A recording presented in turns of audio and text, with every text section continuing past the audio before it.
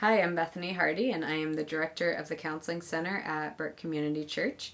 I am a licensed professional counselor in the state of Virginia and New Hampshire, and I'm also a mom, so I'm here to answer some questions about disciplining your child in a godly way.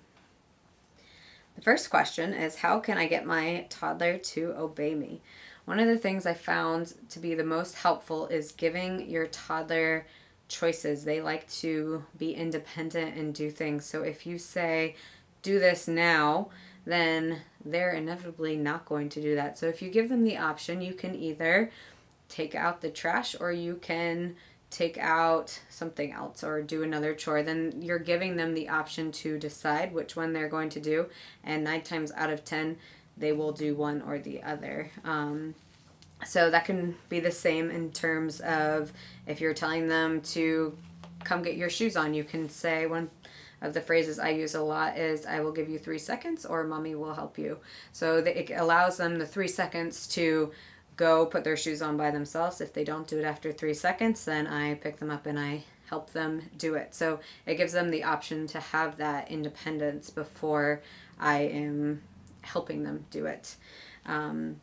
So choices definitely seem to be helpful. Obviously, there's situations where you can't give choices if it's a safety thing. If they're running into the road, you're not going to give them the choice. That obviously is going to be the discretion of the parent. But the choices one seems to work pretty good in my house. The next question is, what methods do you recommend to discipline your preschooler? The main discipline I do are time ins and breaks, and deep breathing. So time ins are when they're out of control. Research has shown that when you send your kid to the room, it's telling them that I don't like your behavior, and when you have this behavior, I don't want to be around you, which sends to their mind, my mom doesn't like me when I present in this way or I have this behavior. So a time in is a way where if they're acting out, then you sit next to them on the couch or you give them a hug, and that sense of hugging releases those endorphins and it tends to calm them down.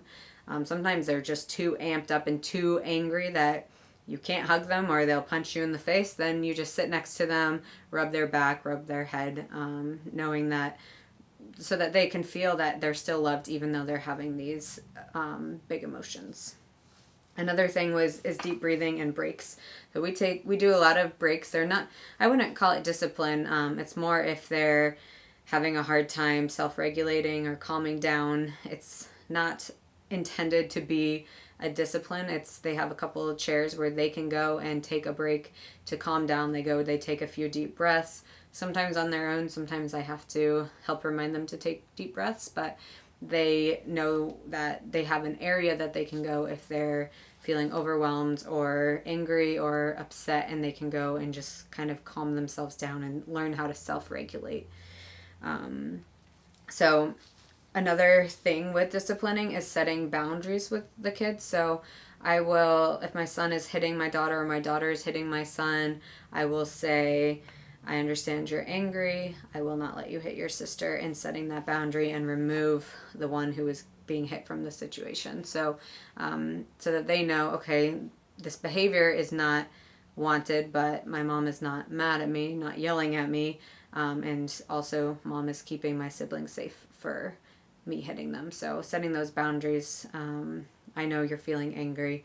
I also will not let you hit me or hit your sibling. The next question is, what should you do if your toddler throws a temper tantrum in public? Well, they will definitely throw a temper tantrum in public, so embrace it and prepare yourself for that. Take a deep breath. I know sometimes, or a lot of the times, we as parents get very stressed when our kids start to throw a temper tantrum. So I think taking a deep breath and again setting those boundaries with them. I will not let you scream because you don't get your way, that sort of thing. So allowing them to, or acknowledging their emotions, but not giving into what they're wanting. So if they're screaming, I want a candy bar, if you buy them a candy bar, then, well, next time it's going to be a bigger and a louder temper tantrum. So embrace the temper tantrum, allow them to let it out. If you can't calm them down by, having them take a few deep breaths, setting those boundaries. And if you can always leave the store and go outside, give them a hug, a time in, whatever it may be. If they're trying to, jump out of the shopping cart, setting that boundary again. I see you're angry, but I will not let you, and I will not let you jump out of the cart because I want to keep you safe. So it's really about not giving in, embracing that the temper tantrum will happen. When you see other parents that their kids are having temper tantrums, allow them grace, because we've all been there. If not, we will all be there. And it's okay. Temper tantrums are actually healthy for kids to have. It's showing that they're having good development. It's helping them express their emotions. So while it's not pleasant for you in the being in a social situation, it's still very healthy for them to have a temper tantrum, but still setting those boundaries where you're not going to allow them to hit you or scream or that sort of thing.